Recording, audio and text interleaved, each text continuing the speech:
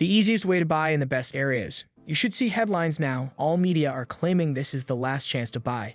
See some of my videos suggesting this is the last time you could enter. Buy assets and property. If you visit any Facebook group, all are saying buy anything. In this video, I want to talk about it. It looks like you might still have time and may just be getting duped. If you want my thoughts, then undoubtedly keep watching. Hey folks, I'm Ra. Return to personal finance with Ravi. Bash that subscribe button if you're new because I discuss real estate, crypto, and finance freedom. Now with property experience, developing your own portfolio, or real estate work, I need your feedback as we progress. Our team, our new office, you'll adore it. If you're interested in collaborating with Search Property, then visit our website's careers page and send me an application. Instead, email, and I'll gladly assist. The team just passed 25 full-time employees and is excited. We have so far to go. If you want to join mayhem and seek madness in property, then apply now. The current consensus is that confidence is low, interest rates are high, but property prices continue rising. Now you're starting to see journals recommend this could be your last chance to buy property. Otherwise, rent indefinitely, and renters are stuck, probably poor, as society has said. I support something like rent vesting, which you know on this channel I talk about because it yields the best of both worlds. You should undoubtedly think about it if you live in an affluent city or suburb where property purchase is impossible. You say, at least I can rent. I can still get my money here to work for me. If you're interested in knowing how to invest, please watch this video. Several items followed this one. You really must consider these before jumping in. Some real-life statistics and instances with Sydney suburbs. I'm discussing suburbs that are truly growing and that are not. Watch it through now. Some things we want to consider. Percentage growth is different from dollar value increase. Explaining that as we go through examples, another item is we must understand our risk management. Looks like you can go out.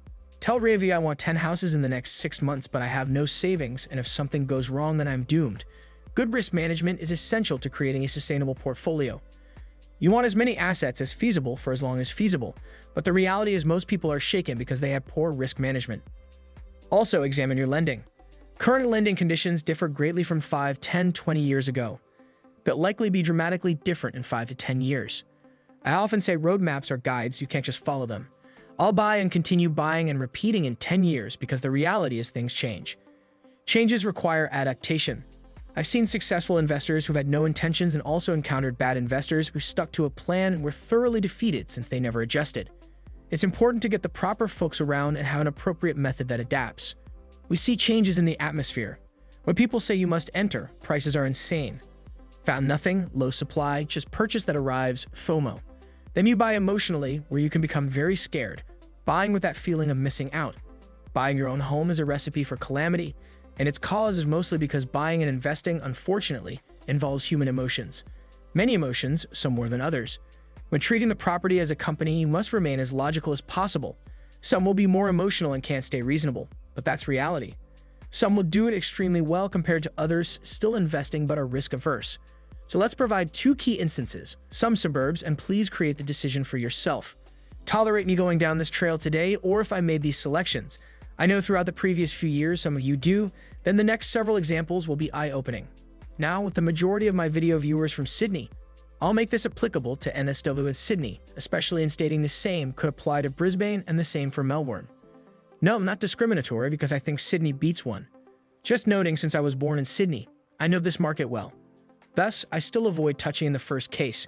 I wish to examine an area in Sydney destined for growth. Everyone said it, and it did grow throughout the past 5 years. But then I want to compare it to a place because not only have you likely not heard about it, but it's also an estate that has been greatly affected by land taxes and politics. The climate is stupid too. We also had many troubles regarding lockdowns. I'm Victoria, so I went in.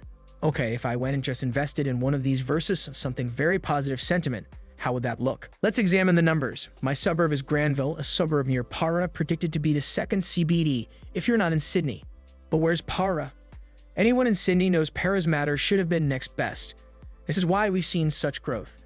Looking at properties here, the median value is around $1.024 million, so just over $1 million. And you can see how it tracked throughout the previous 2 years back if you go. In actual 2018 and 2019, the median price was $725,000, and then it sort of stagnated and stalled until this huge boom occurred during the lockdowns. Prices range from $710,000 to approximately $1 million, and since then, it has stagnated mostly because of high interest rates. If you had bought precisely 5 years ago, you could have bought land for $725,000 and now it's worth nearly $1 million currently, which equals roughly 41% growth. Presently, I have these numbers on the board so you don't need to remember those numbers or write them down. 5 years ago, Granville was predicted to be the place to be. Now there's negative emotion. We had troubles with demography, but there were many metrics to imply you would expand significantly, as we've seen lots of growth. But I want to compare it to a region you probably never heard of, an estate with everything against it. And I don't want to see how it did 5 years ago. Could have invested in Wonga, an important regional hub in Victoria, and prices are shown here. Drastically different for a house. You may buy one now for around $549,000.